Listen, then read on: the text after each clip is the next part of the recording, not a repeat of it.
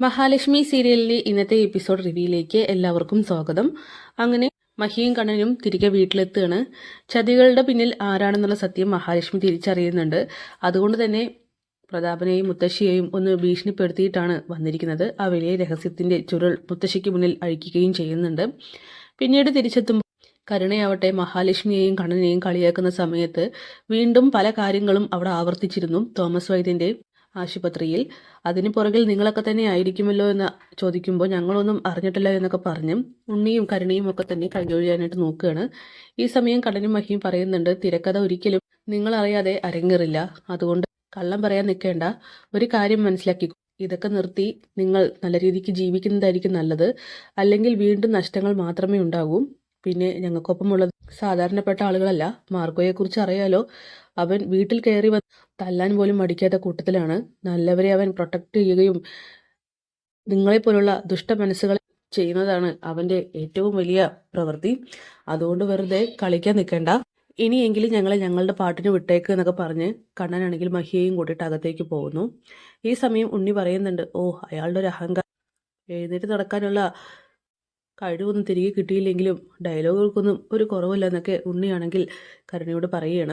ഞാൻ അപ്പോഴും പറഞ്ഞതാണ്, വെറുതെ ഇനി അയാൾക്ക് പുറകെ ഇങ്ങനെ പോവണ്ട എന്ന്. ഈ മണ്ഡലകാലെങ്കിലൊന്ന് കഴിഞ്ഞോട്ടെ, അതിനുശേഷം മതി ഇനി നിന്റെ അച്ഛൻ്റെയും മുത്തശ്ശിയുടെയും ഓരോരോ വേലകൾ. ഇത് കേൾക്കുന്ന കരുണ പറയുന്നുണ്ട്, അവൾ ഇപ്പോഴും എൻ്റെ മുന്നിൽ അഹങ്കാരത്തോടെ ചിരിച്ചിട്ടാണ് പോയിരിക്കുന്നത്. എനിക്കതൊക്കെ കണ്ടു നിൽക്കാനായിട്ട് കഴിയില്ല. അതുപോലെ തന്നെയാണ് എൻ്റെ അച്ഛനും മുത്തശ്ശിക്കും. അതുകൊണ്ടാണ് അവരിങ്ങനെയൊക്കെ ചെയ്തത്. എൻ്റെ ഭർത്താവ് ഒരു കഴിവുകെട്ടവനായി പോയല്ലോ, ഞാൻ എന്ത് ചെയ്യാനാണെന്ന് പറഞ്ഞ് കരുണയാണെങ്കിൽ ദേഷ്യത്തോടെ അകത്തേക്ക് കയറി പോകുന്നുണ്ട്. എന്തായാലും ഈ സമയം ദുർഗയാണെങ്കിൽ ഉണ്ണിയെക്കുറിച്ച് ആലോചിച്ച് ആകെ വെല്ലായ്മയിൽ അങ്ങനെ നിൽക്കുകയാണ്. പിന്നീട് അകത്തേക്ക് എത്തുന്ന സമയത്ത് മഹി വേഗം തന്നെ ഡോറ് ലോക്ക് ചെയ്യുകയാണ് മുറിക്കകത്ത് കയറിയിട്ട്. എന്നിട്ട് കണ്ണനോട് പറയുന്നുണ്ട്, ഇനി കണ്ണേട്ടൻ ഇഷ്ടമുള്ളതുപോലെ നടന്നു, പക്ഷെ അവർക്ക് മുന്നിൽ നടക്കുമ്പോൾ വളരെ സൂക്ഷിച്ച് വേണം. അറിയാമല്ലോ, ഇപ്പം കയറി വന്നപ്പോൾ തന്നെ ഓരോന്ന് പറഞ്ഞത് കേട്ടില്ല. തോമസ് വൈദ്യൻ്റെ അരികിലേക്ക് പോകണ്ട എന്നും വെറുതെ പൈസ മുടക്കണ്ട എന്നും ചികിത്സ നിർത്താനൊക്കെ അവരുടെയൊന്നും മനസ്സിൽ ഒരു തരി പോലും നമ്മളോട് ആത്മാർത്ഥതയില്ലെന്നുള്ള കാര്യം നമുക്ക് 100% ബോധ്യപ്പെട്ടതാണ്. കണ്ണേട്ടൻ ഓരോ ചലനത്തിലും ശ്രദ്ധിക്കണം. ഇനി പെട്ടെന്നൊന്നും അവരറിയരുതെന്നൊക്കെ പറയുമ്പോൾ ഞാൻ ശ്രദ്ധിച്ചോളാം മഹി. പിന്നെ എനിക്കൊരു കാര്യം തന്നോട് പറയാനുണ്ട്. മലയ്ക്ക് പോവാൻ ഇനി കുറച്ച് ദിവസങ്ങളല്ലേ ഉള്ളൂ.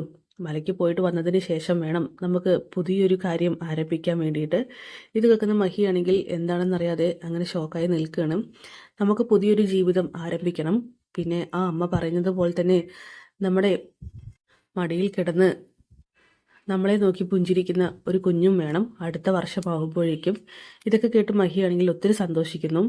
എല്ലാം നടക്കും കണ്ണേട്ടാ, എല്ലാം ആ അമ്മ പറഞ്ഞതുപോലെ തന്നെയല്ലേ ഇതുവരെയും നടന്നിട്ടുള്ളത്, അതുപോലെ ഇതും നടക്കുമെന്നൊക്കെ പറയുകയാണ്. എന്തായാലും അതുവരെ നമുക്ക് കുറച്ച് മുൻകരുതലോട് കൂടിയിട്ട് വേണം പോകാൻ എന്നൊക്കെ മഹി പ്രത്യേകം ഓർമ്മപ്പെടുത്തുന്നുണ്ട്. പിന്നീട് കണ്ണനോട് ഇഷ്ടം പോലെ നടക്കാനൊക്കെ ആയിട്ട് പറയുകയാണ്.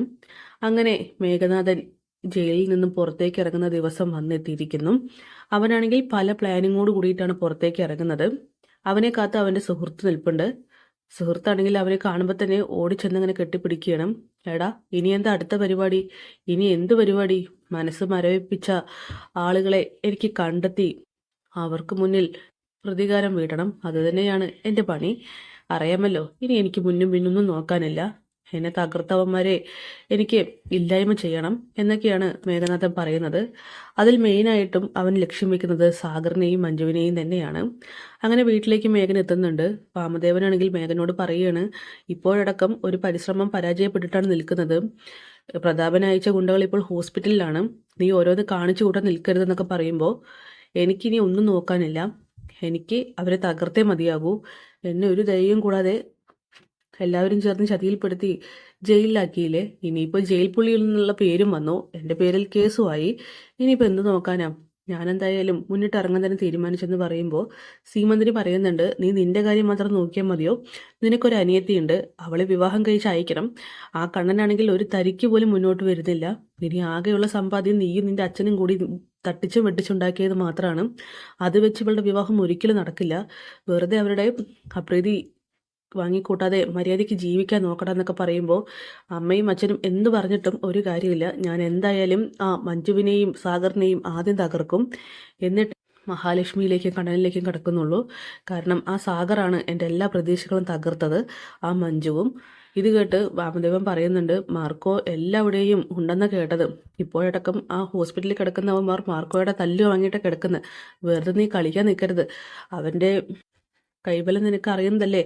മാർക്കോയാണ് ആ മഞ്ജുവിൻ്റെയും സാഗറുടെയും സംരക്ഷകൻ, മറക്കണ്ട എന്നൊക്കെ പറയുമ്പോൾ അതൊക്കെ ഞാൻ എന്താന്ന് വെച്ചാൽ നോക്കിക്കോളാം, പക്ഷെ എന്നാരും തടയാൻ നോക്കണ്ട എന്നൊക്കെ മേഘനാഥനാണെങ്കിൽ പറയുന്നു. പിന്നീട് കാണിക്കുന്നത് കണ്ണനോടൊപ്പം മലയ്ക്ക് പോകാനായിട്ട് മാലയിടാനായിട്ട് ഒരുങ്ങുകയാണ് സാഗർ. മാലയിട്ട് അയ്യപ്പൻ പാട്ടൊക്കെ പാടുന്നുണ്ട്. എന്തായാലും കണ്ണനും മാർക്കോയും സാഗറും ചേർന്നാണ് ഇപ്രാവശ്യം മലയ്ക്ക് പോകുന്നത്. അപ്പോൾ കാത്തിരിക്കാൻ നമുക്ക് കിളിയൻ എപ്പിസോഡ്സിനായിട്ട്. Bye bye.